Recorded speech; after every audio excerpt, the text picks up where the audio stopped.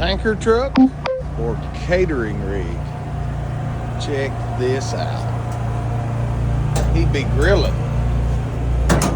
Did you build this, sir? What's that? Did you build it? Well, I was designed it. I didn't physically build it, but yeah, we built it.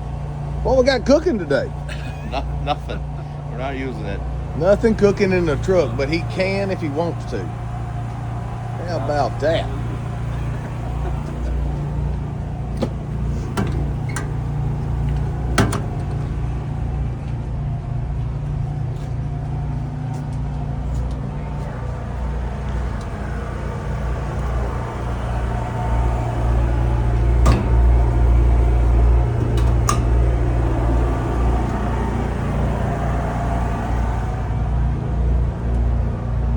If it ain't cool, I don't know what is, man.